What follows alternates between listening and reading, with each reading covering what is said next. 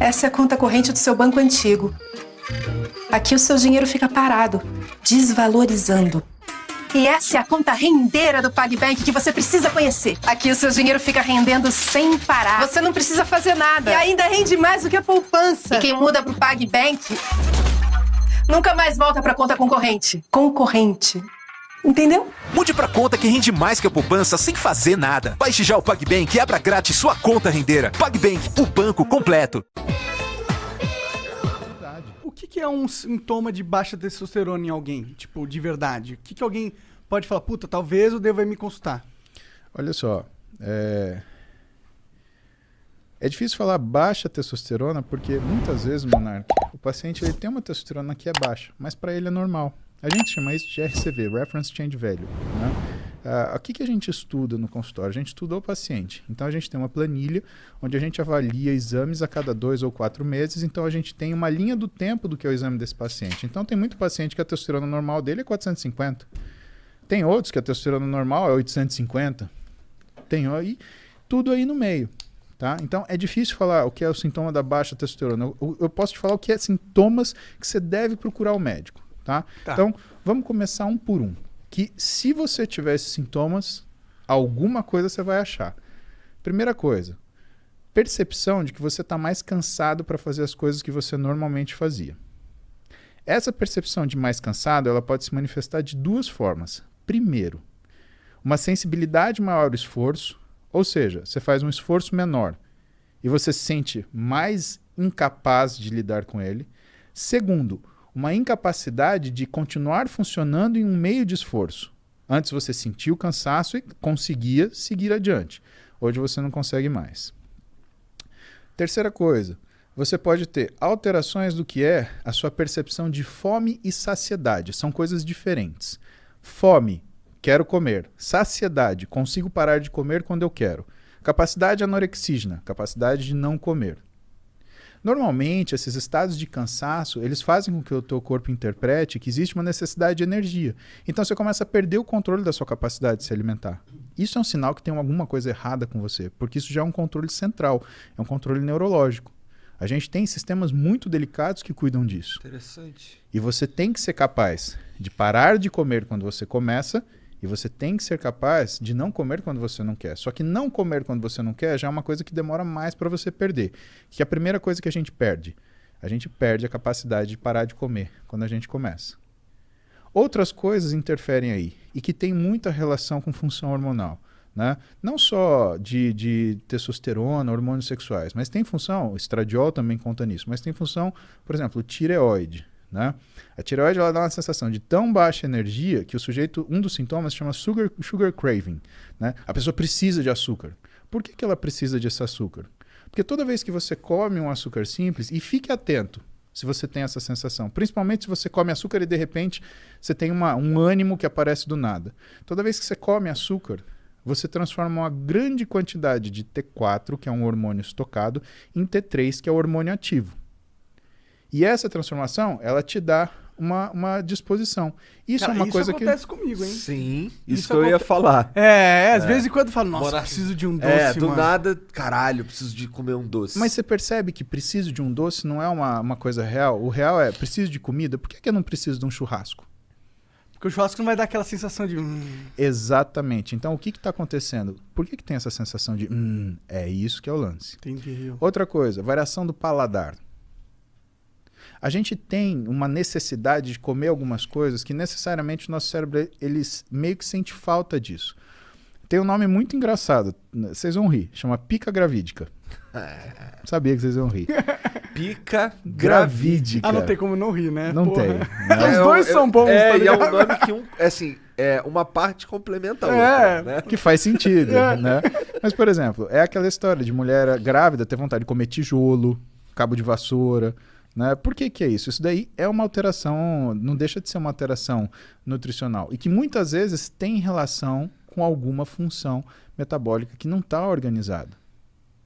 Sensação de mal-estar depois que você come, aquela sensação que você fala, nossa, agora eu queria um caixão para morrer e ressuscitar, né?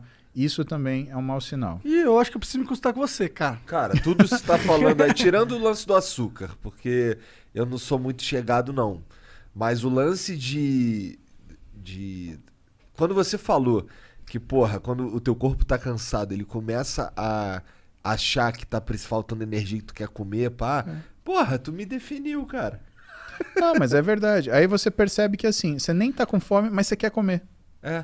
E sabe qual é o grande problema? E assim, tem uma série de outros sintomas. Se a gente for começar a falar, então a gente vai de cima para baixo. A gente nem começou a falar dos neurológicos. Ainda tem cognição, tem memória, sensação de recompensa, controle da ansiedade, da agressividade e da irritabilidade. Fala um pouquinho da sensação de recompensa. Sensação de recompensa, a gente está falando do que é a organização de alguns núcleos no nosso cérebro, tá? Então... Porque eu não sinto eu não tenho mais essa parada, tá ligado?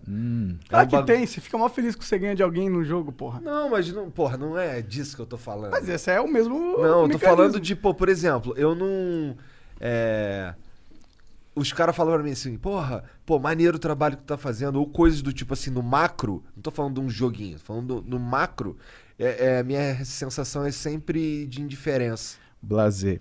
Então você tá falando de dopamina e adrenalina, tá? Isso você vai entender, você nunca mais vai esquecer, tá?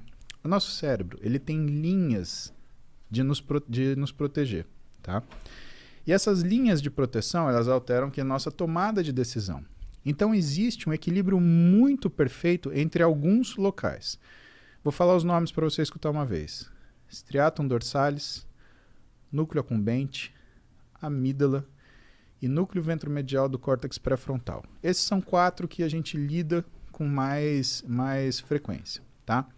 Striatum dorsalis é um núcleo de neurônios no nosso cérebro onde ele fica medindo constantemente os títulos de alguns neurotransmissores. Neurotransmissor, ele é simplesmente uma substância química que transfere uma informação de um elétron de um neurônio a outro. Perfeito, obrigado.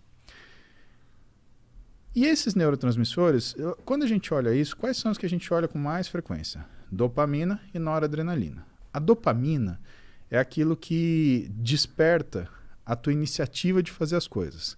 Ela está concentrada aqui na sua região frontal da cabeça, que é o núcleo ventromedial do córtex pré-frontal, por exemplo. Por quê? Porque essa área, Igor, é o grande simulador do seu organismo. Então, se eu te chamar para, por exemplo, comer um ceviche, você simulou peixe cru, não quero. Paulo, obrigado, não gosto. O que não acontece, por exemplo, quando você está bêbado. Né? Quando você está bêbado, o que aparecer na sua frente, você come. Por quê? Porque você está desfrontalizado. Você desligou o seu órgão simulador. Mas vamos continuar lá. Vamos pegar a propaganda do iFood. A gente estava aqui, 13h, 13h30. Né? Por que nessa hora a gente jogou um sanduíche na tela? Porque o teu cérebro olhou aquilo e o teu núcleo ventromedial do córtex pré-frontal, ele simulou. Nossa, que bom seria se eu comesse um hambúrguer agora, porque está na hora do almoço. Seu nível de dopamina sobe. Você pega o seu telefone. iFood, hambúrguer. É a dopamina que te move pra tomar essas decisões, assim? Pediu o hambúrguer, beleza? Esse tá funcionando, Igor. Você teve... E aí, a gente vai chegar no lance da satisfação, tá? Só que quando esse hambúrguer chegou 40 minutos depois, algumas vezes, você já deve ter sentido assim, mas eu tava com vontade de comer macarrão. O que é isso? A dopamina subiu, fez você tomar decisão, caiu e sobrou o quê? Sobrou para noradrenalina, que é essa sensação de satisfação mais duradoura, fazer esse meio de campo. Só que quando chegou o hambúrguer, você queria macarrão. Muitas vezes a gente não sente essa satisfação porque existe uma incoerência entre o ato feito e o resultado dele. Guarda isso numa caixinha. Vamos voltar para o striatum dorsalis. Ele está medindo dopamina, noradrenalina. Pá, pá, pá, pá, pá, pá, pá, pá. Ele fala para o nosso núcleo accumbente o que está acontecendo. O título está assim. E o nosso núcleo accumbente, ele interpreta. Tô bem, tô mal. Exemplo. Tuas filhas vão ficar adolescentes. Aí, com 13 anos, elas vão pedir para você levar elas para Disney e o dólar tá 4,50. Cara, você vai fazer das tripas coração, você vai pagar uma passagem caríssima, fila, lá. Quando chegar na Disney, e assim, ela tá aqui em São Paulo, eu quero ir, porque se eu não for, eu vou morrer, porque todos meus amigos foram, só eu não fui, você não gosta de mim, minha mãe não me ama, eu fui adotada. Cara, é toda... Coisa de adolescente. Exatamente. Chegou na Disney, pisou na porra do parque. Essa isso. Aí você Vontade quer de falar dar-lhe assim, uma porrada. acorda! Por quê? O núcleo accumbente ele é sensível a variações hormonais, tá? Num adolescente, o que você mais tem é variação hormonal. Então ele faz essa leitura de percepção de recompensa ou não de uma forma muito inacurada. Por isso que é difícil você ver um adolescente que está 100% equilibrado o tempo inteiro, né? Ele está escutando uma música de corno lá, sofrendo, ou então ele está, sei lá, dando heavy pulo, alucinado, né? Ele está sem comer, ou então ele está lá comendo, fast food mais nervoso que tem. Aliás, você já viu, conta nos dedos quantos adolescentes, por exemplo, gostam de comida japonesa. Por quê? Porque comida japonesa, você sente o sabor aqui, no paladar, no nariz, não na boca. E, por exemplo, um fast food, um hambúrguer, você sente aqui, super salgado. O que ela quer? Ela quer água? Não, ela não quer água, ela quer um refrigerante, super doce. Quem que toma vinho? Nós 4, nós 3, né? Por quê? Caralho, Igor, falou que você tá tão gordo que você conta como 2. Não, hein? contou com o Contei o Jean, pô. Sérgio. Então, por que a gente toma vinho? Onde você sente o vinho? Aqui. Então, o que você percebe? Você percebe que essa sensação de recompensa, né, ela existe numa determinada situação de equilíbrio. A gente falou, com ciclo de esteroide assim, com implante hormonal mal indicado é assim, e na adolescência é assim. Por isso que o adolescente ele tem essas insatisfações tremendas e tem essas satisfações, né, abruptas e explosões de euforia. Isso faz com que ele tenha não é uma fragilidade desse sistema, mas uma necessidade dos pais, por exemplo, lidar com os adolescentes de forma a não romper os laços. Por quê? Se você é pai, se você é mãe, você está numa situação dessa, e se você está estressado, cara, você vai querer dar um pega no seu filho, dar um expor, você vai fazer isso, pelo amor de Deus, não rompa o laço. A vida dele é assim, ele está aprendendo a mexer com esse aparelho, tá? Então o que você tem que fazer? Você tem que lidar de um jeito onde você mantém o respeito, mantém a autoridade, porque limite todo mundo precisa, né? Agora, não vai gritar, não vai berrar, não vai bater, isso daí não adianta. Que é o que em casa rola um negócio que eu chamo de castigo dinâmico. Eu dou tudo para minhas filhas, mas eu tiro. Ah, você tá de castigo. Ou então, na realidade, eu falo assim, você tá de castigo. As bichas travam que não passa pensamento. Por quê?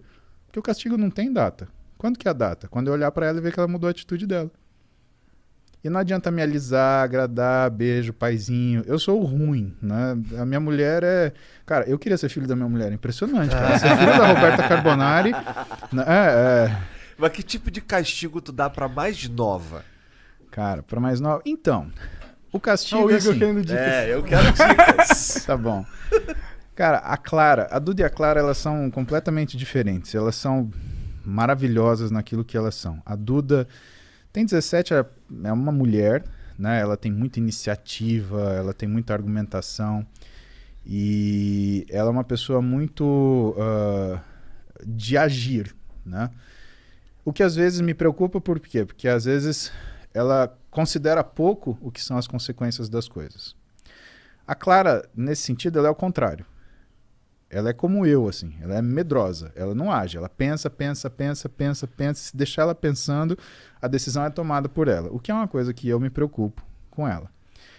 E quando a Clara, ela cria uma situação que ela se atrapalha, né, o que eu faço? Eu afasto ela daquela situação até ela sentir que ela precisa aprender a lidar com aquilo melhor para voltar para lá. Por exemplo, sei lá, uma situação hipotética, tá? Ela brigou com as amigas. Clara, vem cá. Você não vai mais brincar com suas amigas até você aprender a brincar. Ah, mas foram elas falaram isso. Assim, tudo bem. Sempre vai parecer culpa dos outros. Mas é aquilo que é a sua culpa. Porque a gente não briga. Quando um não quer, dois não brigam. Então, quando você souber lidar com as suas amigas, você volta a falar com elas. Não tem problema nenhum. Pode procurar outra coisa para você fazer. Mas eu não vou deixar você sair de casa agora. E você não vai encontrar suas amigas. Aí ela fica moada, não sei o quê. E a Clara, apesar da idade dela, né, ela ela sabe se expressar. Então ela vem comigo quietinha, dá um beijo no meu ombro, porque volta e meia eu tô trabalhando, ela chega, dá um beijo no meu ombro, olha pra mim, fala, papai. Ela me chama de papai. A Duda me chama de paps, a Clara me chama de papai. Papai, eu entendi o que o senhor falou, eu não posso fazer isso. Você aprendeu isso? Ótimo, pode sair pra brincar. Se isso demorar um dia, Igor, é um dia de castigo. Se demorar um ano, é um ano de castigo. Se demorar uma vida, aquelas pessoas ela não vai ver mais, porque ela não sabe lidar com elas. E se ela não sabe lidar com elas, de duas uma. Ou todos vão se machucar, o que inclui ela, que é o meu problema, ou só ela vai se machucar, que ela é o meu problema. O meu problema é ela. Né? Se todos se machucam, ou se ela se machuca, eu estou sendo muito sincero, o meu problema é minha filha. Então ela precisa saber lidar numa situação de estresse e pressão. E se ela não sabe lidar, ela tem que pensar naquilo, usar o núcleo ventromedial do córtex pré-frontal dela para aprender a lidar com aquele negócio. Viver é pedir um almoção mesmo sem cartão. Com iFood, seu pedido tá sempre garantido. Dá pra pagar no dinheiro, no débito, crédito ou no Vale Refeição. São várias formas pra você aproveitar. Pensou comer barato e gostoso? Pensou? iFood! Pra gente falar ainda da questão da percepção da satisfação e do que é a recompensa. Então a gente tem esse equilíbrio. A gente tem a nossa amígdala, que foi o que eu faltei falar para você, que cuida da nossa ansiedade, irritabilidade e compulsividade, né? E ela fica antagonizando nosso núcleo ventromedial. Tem um cara chamado Daniel Kahneman, e esse cara escreveu um livro muito interessante, que eu ganhei da minha mãe, Heloísa, que chama Rápido e Devagar. E o que ele fala nesse livro? Ele fala justamente, ele faz uma análise através da neurociência do que são as nossas tomadas de decisão. Aquilo que você não pode responder na hora. Se você não precisa se defender de uma agressão imediata, nunca tome essa decisão. Pare. Pense. Você está tirando da sua amígdala, que vai responder com agressão, ansiedade e compulsão. E você está jogando para o seu córtex ventromedial, que vai simular aquela situação, as potenciais, né, complicações, e aí vai avaliar aquilo que vai acontecer. Passagem da história, vamos dar um exemplo disso. Elizabeth I, ela foi rainha da Inglaterra, ela foi traída por uma outra rainha que foi deposta, que era católica. Elizabeth I era protestante. Rei Filipe, que era o rei da Espanha, a Espanha era a potência dominante na época, né? Uma potência navegadora, tinha uma esquadra de navios maravilhosa, né? Extremamente potente. Eles estavam fazendo uma conspiração. Para quê? Para depor a rainha Elizabeth, que era protestante, né? E empossar a outra rainha católica. Tudo bem. Ele começa um trânsito de mensagens entre o rei Filipe e essa rainha, né? E eles fizeram isso com um único propósito, de fazer o quê? De que essas mensagens fossem descobertas. Por quê? Porque uma vez descobertas essas mensagens, ia-se saber que, ou ia-se acusar a rainha católica de traição. E a punição para traição ao reinado e à rainha é morte. Rainha Elizabeth, seguindo o que era o conselho dos seus conselheiros, condenou a rainha católica à morte e cortou-lhe a cabeça. Rei Filipe fez o quê? Você matou ou ordenou o assassinato de uma rainha católica. Isso, pela lei do papado, é contra o princípio do seu reinado. A gente vai fazer guerra com você. E ele entendeu isso como uma declaração de guerra. Se ela tivesse parado um minuto para pensar e falar assim, esses caras querem que eu mate essa mulher, ela nunca ia ter feito isso. Bom, o que aconteceu na história? Essa história, né, eu não lembro o nome da batalha, mas o fato é que a esquadra espanhola foi em direção à Inglaterra, teve uma tempestade descomunal, afundou a esquadra espanhola e só por isso que a Inglaterra não passou para o domínio da Espanha e se tornou novamente católica à frente dessa rainha que eu não lembro o nome. E por isso que a rainha Elizabeth ela permaneceu. Caramba. Mas isso é um exemplo na história disso. Sorte aí. Quem dá cu da sorte. Exatamente. E é aquela história. E aí você para pensar, cara, vale a pena você parar 2 minutos para você pensar no que você vai fazer? É. Vale. Quanto isso tempo... mudou um pouco a minha vida, cara.